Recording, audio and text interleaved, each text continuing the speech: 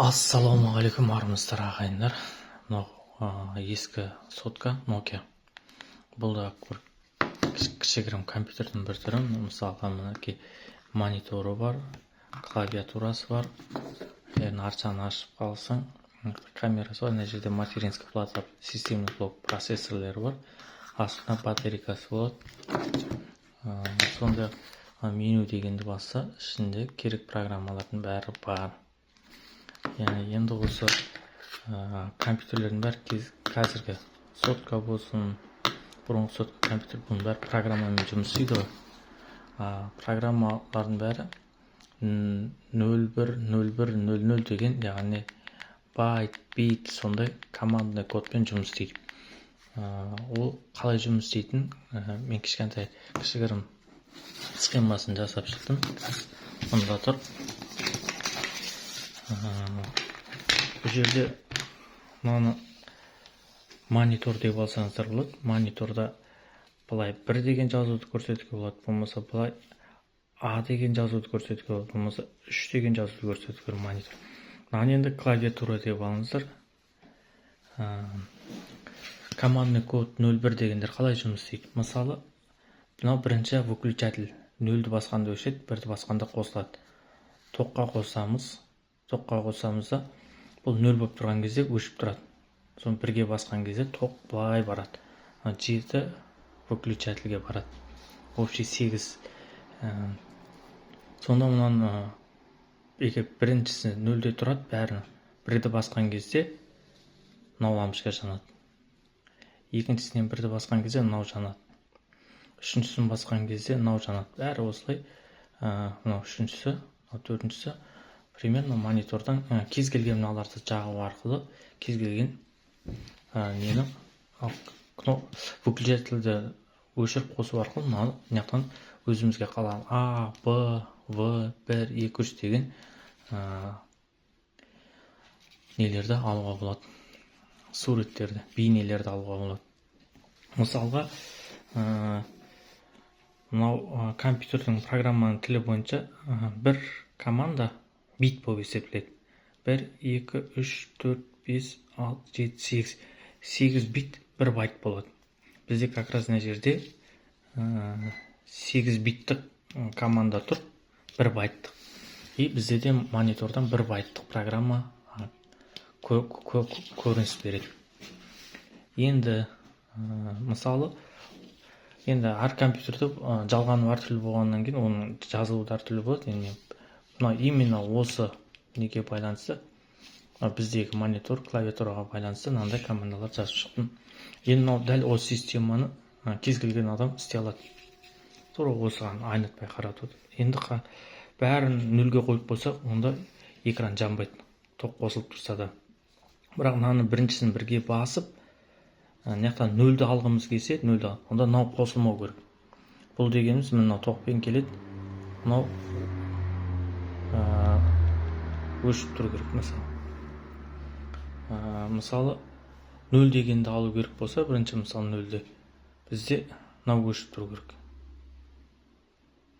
Мынау бүйтіп тұрады, мынау өшіп тұру керек. Қалғандар қосылып тұру керек. Яғни мынау бір қосылады, біреу саны өшіп тұрады, мынау өшіп тұрады.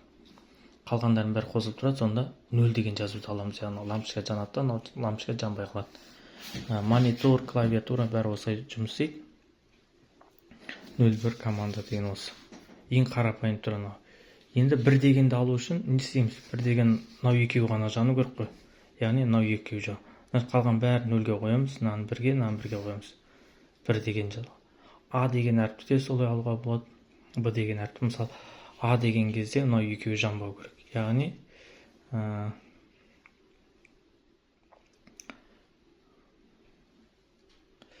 жерде сәл қателік кетті. Мынау жанбау керек, мынау жанбау керек. Мынау жанбау керек. 01 деген командалар ең алғашқы. Ошибка осылай кеткен ғой. 01 дегеннен адамдар шаршап, ассемблер, сияқты низкий уровенный язык программа ойлап тапқан. Яғни олар 0-1 деп жазып жүрмейді. Сразу А, Б, В деген сияқты жазып салады. Ана жақтан өзі монитордан сол нәрсе көрінеді, интерфейс болып. И мына жақта мысалы өзіміз жазып отырсақ, өзіміз басып отырамыз ғой клавиатураны. Программада специальный мынандай транзистор деген нәрселер бар. Үш аяқты. Бұның ішінен бұлай тоғыз жүреді. Тоғыз жүрген кезде бір болады, тоғыз жүрмесе 0 болады. Яғни ол тоғыз жүру үшін мынаяғынан тоғыз жіберу керек. Мына жақта тоғыз жіберсе былай қарайды, онда тоғыз жүреді. Ана жақтан тоғыз жібермесе онда тоғыз жүреді. Осы транзистордың системасына мынандай микросхемалар ойлап табылған. Көп аяғы бар. Микроконтроллер. Бұлардың ішінде осы 0-1 деген командалар, программалар жазылады. Сол запись болып қалады. Компьютерді қосқан кезде солар жұмыс істеп, экранға керек нәрселерді көрсетіп отырады. Бұны программалау үшін осындай 0-1 деген командалар арқылы программалайды. 0-1 деп жазу қиын болғаннан кейін, мысалы, мына команданың полный бір әріпке, мына команданың полный бір әріпке келтіріп, сондай язык программалау тілін ойлап тапқан. Мына жерде мысалы Б дегенді жазу үшін бізде мынау өшу керек. Осы ғана өшу керек, қалғаны қосылып тұру керек. Яғни бәрі қосылып тұрады да, мынау өшіп тұрады. Б деген жазу. Дәл осылай істеуге болады. Енді қазір компьютерге қалай жұмыс істейді, соған тоқтала кетсек, мынау монитор. Мониторда миллиондаған пиксельдер болады. Әр лампочка қызыл, жасыл, кез келген светті көрсете алады. Сол арқылы экранда бейнеде неше түрлі сурет, интерфейс бәрін көруге болады, видео көруге болады. Мынау тоққа қосылады монитор. Монитор тоққа қосылған кезде кішкентай мына жерінде подсветка жанып тұрады. Қосылды дегенді білдіреді. Сонымен екінші системный блок тоққа қосамыз. Системный блокта бірінші мынандай блок питания бар, 220 вольтты 12 вольтқа айналдырады. Содан келеді ол включение, выключение, переключение, соған on-off деген кнопкаға питание келеді. Off-ты басқанда бәрі өшеді, on-ды басқанда қосылады. On дегенді басқан кезде қосылады. Ең бірінші сигнал процессорге барады. Процессор оянады, доли секундта жылдамдықпен жұмыс істейді. Бұл бірінші BIOS ойда. BIOS дегеніңіз бағанағы мынандай 40 аяқ, 80 аяқты осындай микроконтроллер, микропроцессор. Ішінде уже кішігірім программа жазылған. Мыналардікі сияқты. Уже дайын осындай программасы бар. Бірақ операционный система жоқ. Ол жерде кішігірім программа бар. BIOS оятады, процессор бәсеке не істейміз деп. Бәсекесі айтады процессорге операционный системаны оят дейді. Операционный система жесткий дисктің ішінде болады. Операционный система. Сосын процессор операционный системаны іздейді. Егер операционный система жоқ болса, BIOS айтады, операционный система орнатылмапты дейді. Сол кезде BIOS видеокартаға сигнал береді, айтады, экранға шығар, компьютерде операционный система жоқ, орнатсын деп. Мына жаққа жазу шығады.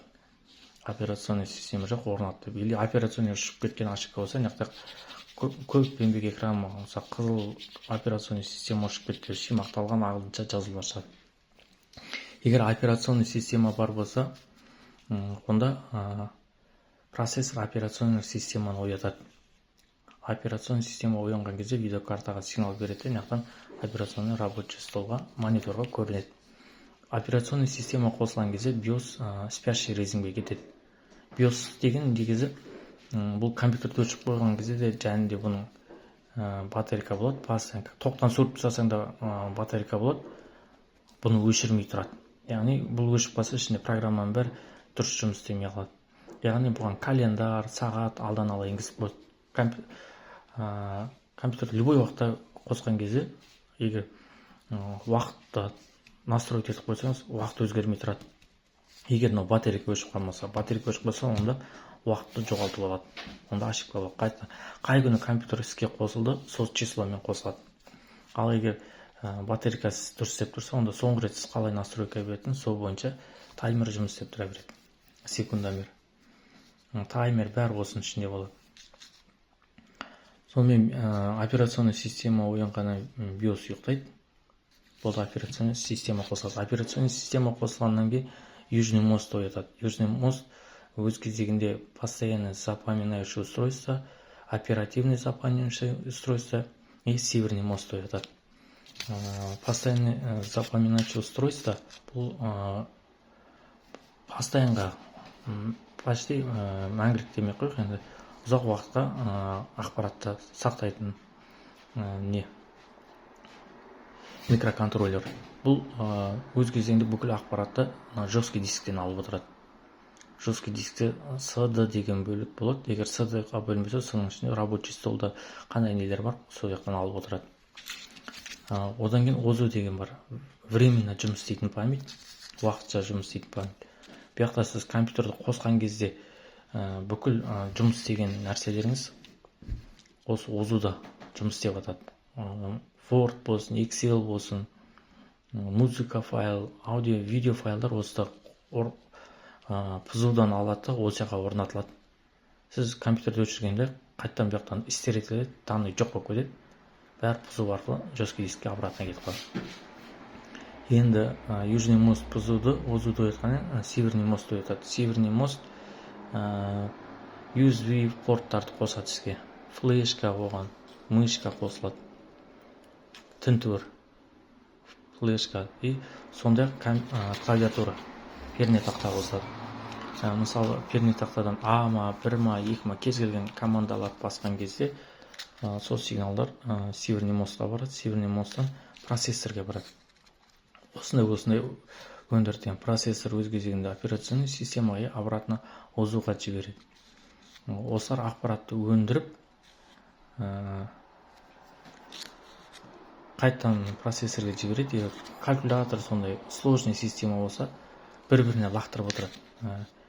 Менен биттім, сен былай істе, так, мынаны қосу керек, көбейту керек деп бір-біріне лақтырып. В основном, мысалы, калькуляторды қоссаңыз, калькулятордан ОЗУ-дің ішіне қосылады. Ол процессор арқылы есептеп алады, қайттан процессор арқылы өзіне ответ келеді. Операционный системаға жібереді. И, соответственно, операционный системамен ОЗУ прямой видеокартаға ақпарат береді. Видеокарта бүкіл ақпаратты монитордан көрсетіп отырады. Не болып жатқанын. Жалпы бәрі осылай бір-бірімен байланысқан. Компьютерді өшірген кезде бірінші выключениені басқан кезде безопасно өшіру үшін процессор операционный системаға айтады, болды жұмысың тоқтат, өшір дейді. Онан бәрін тоқтатады, Южный мост тоқтайды, видеокарта тоқтайды, операционный тоқтайды, сосын BIOS соңғы ақпараттар қалай өшті, сол қалпында қосылу үшін есінде сақтап қалады. Что-то келесі қосқан кезде қай жерден тоқтадың, соны жалғастыру үшін. Егер сохранить етілмесе, сол қалай қосылу керек, по умолчанию қосылады. Сон процессор бәрін өшіреді, болды өшірді. Мына жерден тоқ үзіледі, контакт жоқ, ол бармайды. Мониторды отдельно ажыратады. Бірақ ноутбуктарда монитор сразу системный блокқа қосылады. И клавиатурада бәрі осы системамен жұмыс істейді. Мыналар да осы системамен жұмыс істейді. Компьютер қалай жұмыс істейді деп түсінгісі келетін адамдарға өте қарапайым тілде түсіндірдім. Енді сізге мысалы мына жерде мысалы А, Б кез келген әріп жазуға болады, бірақ 13, 23, 33 деген ондықтарды жазғыңыз келсе, тура осындай тағып қоясыз. Лампочка мынандайдан тағып қоясыз. Жалғайсыз, дәл осылай кете береді. Ары қарай сложный монитор, сложный клавиатура кетеді. Ал егер бәрін ручной жазғыңыз келмесе, специально Arduino деген программа болады. Arduino деген құрылғы устройство. Соған микропроцессорды орнатады. Мониторда не көргіңіз келеді, соның бәрін компьютермен осы микроконтроллерға программасы жазылады. Соны қосқан кезде өзіңіздің кішігірім компьютеріңізді қолдана бересіз. Осымен біздің сабақ бітті. Көріскенше сау саламатта болыңыздар.